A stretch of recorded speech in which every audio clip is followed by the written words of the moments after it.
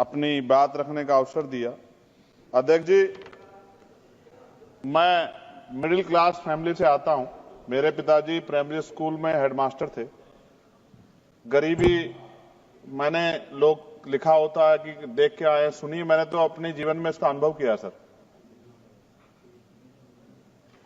एक ऐसी बहुत बड़ी दुनिया है जो जिनके सपनों में ही हवाई जहाज है कि वो कभी हवाई यात्रा करेंगे। और मुझे आदत है सर, मैं कोशिश करता हूं लोगों से जानने की, तो बड़ी बड़ी रैलियों में, छोटी मीटिंगों में महिलाओं से, पुरुषों से पूछता हूं कि हवाई जहाज का सफर किया है क्या, तो गर्दन नीचे कर लेते हैं। फिर पूछता हेलीकॉप्टर किया, तो भी गर्दन नीचे कर लेते हैं। तो फिर ऐसा एहसास होता है कि इस देश की एक बहुत बड़ी आबादी, 80-85% आबादी जिसके सपनों में ही हवाई जहाज, वो हवाई जहाज का सफर कभी कर पाएगा नहीं कर पाएगा। शायद जैसे पैदा हुआ जिस स्थिति में, बहुत बड़ी आबादी तो उसी स्थिति में चली भी जाती है। प्रधानमंत्री जी ने एक सपना दिखाया, उस सपने को लेकर के बहुत लोगों के मन में विश्वास पैदा हुआ। और मुझे ऐसा लगा, एक पिक्चर भी आई थी सर, सिरफिरा, उसमें अक्षय कुमार सर बहुत सस्ते दामों में हवाई जहाज चला लेता है। मैं मंत्री जी से कहूंगा कि उन्हीं से सीख ले कि कम से कम वो इतने बड़े पैमाने पे जो जनता है उनके जीवन में कुछ पल खुशी के दे पाए। अध्यक्ष जी, मैं बिहार जा रहा था, पटना में।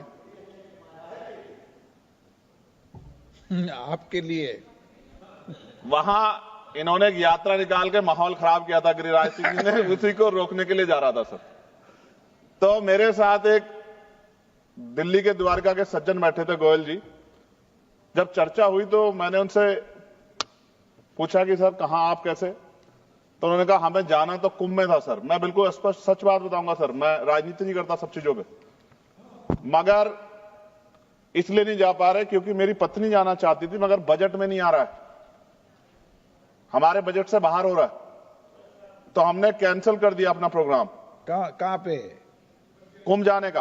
तो ट्रेन से चल जाते, हम भी तो ट्रेन से गए सर। ट्रेन में तो 7-7 घंटे का वो था, वेटिंग थी सर। आप तो यंग आदमी है, वो बुजुर्ग लोग कहां, रिटायर आदमी है सर, वो कहां से बेचारा करता। सर ये आप ही की सरकार में बताइए ना कि ट्रेन से जाना पड़ रहा है। आपको अपने ऊपर सोचना चाहिए भाई कि आप एमपी हैं और आपके परिवार के लोग बेचारे ट्रेन से जा रहे। कौन सी वो वीआईपी कल्चर कहां गया सर?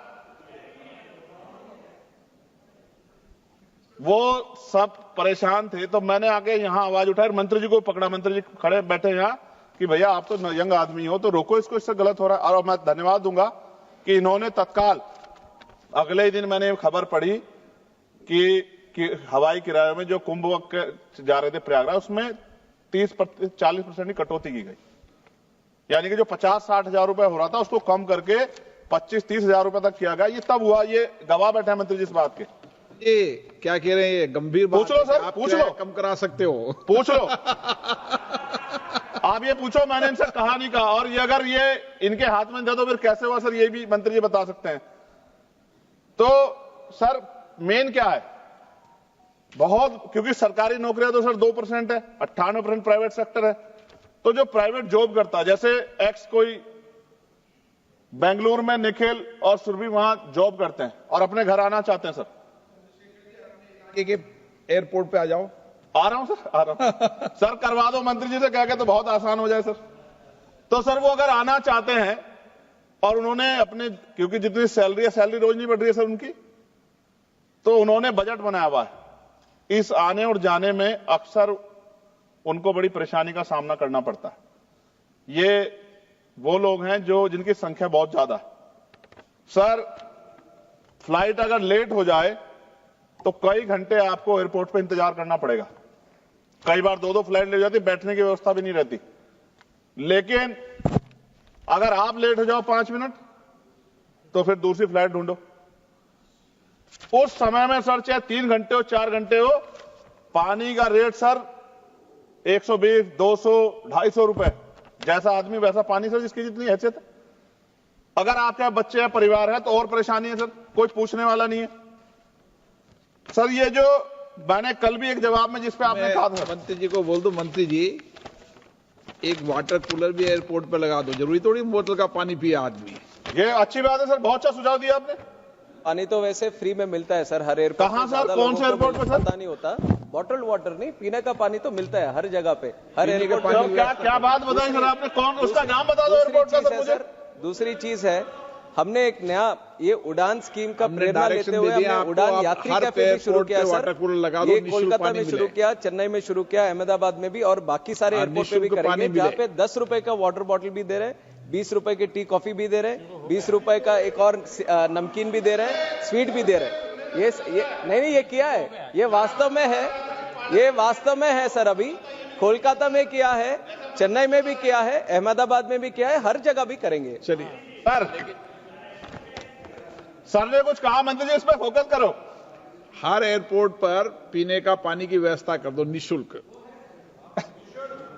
सर ये बड़ा अच्छा आदेश सर आपने चेयर ने कर दिया सर, ये बहुत महत्वपूर्ण है। मंत्री जी इस पर काम करें, बहुत लोगों का भला होगा। सर एक चीज बहुत मेरे दिमाग में बहुत मुझे जो पीड़ा दे रही थी सर, आप पीड़ा मत दो, आप सर खत्म कर दो, दो मिनट में खत्म कर दूंगा सर। आप चेयर पे बैठे हैं तो और ज्यादा अच्छा है सर। जैसे हमने बोलना है।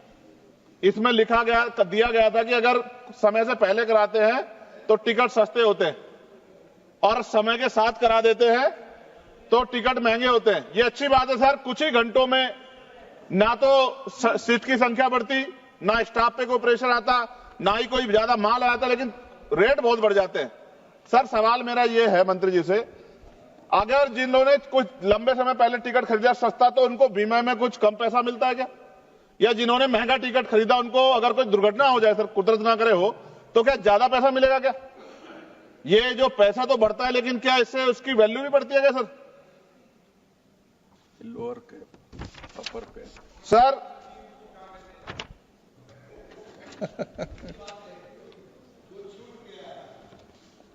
सर आपने कहा कि भाई ये जो है डिपेंड करता है सीजनलिटी, छुट्टियां, त्योहारों और प्रतिस्पर्धा पे। सर प्रतिस्पर्धा है कहां सर? हमने तो जो कुछ था उसका निजीकरण बेच के सब जीरो कर दिया सर। कुछ नॉमिनल शेयर अपने पास रखे। प्रतिस्पर्धा तब होगी जब गवर्नमेंट के 10-12 एयरलाइंस होगी अपनी। जब गवर्नमेंट की अपनी एयरलाइंस होगी तभी तो प्रतिस्पर्धा होगी। जब गवर्नमेंट की एयरलाइंस होगी तो कहां की प्रतिस्पर्धा? फिर तो वो मन चाहे डाका डालने चाहे लोगों की जेब पे। सर मच्छर सुविधा देखो, सीटों के हालात देखो। मंत्री जी ने किया था, शिवराज सिंह चौहान जी ने, कृषि मंत्री जी ने, क्या हाल थे एयर इंडिया के, कि सीट खराब थी उनकी सर। चलिए आम आदमी की छोड़िए, मंत्री जी को सीट नहीं मिली अच्छी। और मैं फिर कह रहा हूं, आपसे बहुत उम्मीदें हैं मंत्री जी कि आप कुछ नया करके दिखाएंगे और प्रतिस्पर्धा पैदा करेंगे। गवर्नमेंट सेक्टर से सर अच्छी कुछ फ्लाइटें चलाने का काम करेंगे। और मैंने आपसे मांग की है कि मेरे लोकसभा क्षेत्र नगीना में, वहां से मुंबई को से भी व्यापार होता है, दिल्ली से भी होता है, अरब कंट्री से भी होता है, लोग करते हैं सर। मेरी मांग है कि मेरे लोकसभा क्षेत्र नगीना में एक एयरपोर्ट आप बनाएं सर। वो एयरपोर्ट बनेगा तो मैं कहूंगा कि मंत्री जी ने बहुत अच्छा काम किया। नहीं बनेगा अध्यक्ष जी तो फिर मैं क्या कहूंगा कि एयरपोर्ट वहीं बनेगा जहां मंत्री चाहेंगे। और मंत्री जी किन की बात मानेंगे? आप मांग करते रहना सालों तक। मैं सालों साल इसलिए मांग करता रहूंगा अध्यक्ष जी कि जो लोग मुझे सुनते हैं उनको ये पता लगे कि सरकार सुनती शांति नहीं। सरकार मांग तो आदमी कर देता है, लेकिन सरकार ध्यान उनका रखती है जो उनके चहीते होते हैं। सरकार सबका ध्यान नहीं रखती। ये बात मेरे लोगों को पता लग जाए। थैंक यू सर एक आखिरी में खत्म कर 30 सेकंड में सर इसमें जो जॉब्स है सर, अब ये गाइडलाइन है सर सुप्रीम कोर्ट की और डीओपीटी की भी, 45 दिन से ज्यादा पे पक्की नौकरी। सर ये कहां है पक्की नौकरी? ये पक्की नौकरी में, क्योंकि पक्की नौकरी देते हुए SC ST OBC को रिजर्वेशन देना पड़ता है सर, तो इसलिए हजारों लोग जॉब कर रहे हैं सर एयरपोर्ट पे। आप डाटा सर, आप तो गार्जियन है हमारे, डाटा देखो सर, मगर SC ST OBC के लोगों को कहां उनमें रिजर्वेशन का लाभ मिल रहा है? ये तो एक तरह से उनके अधिकारों पर डाका डालना हुआ ना सर।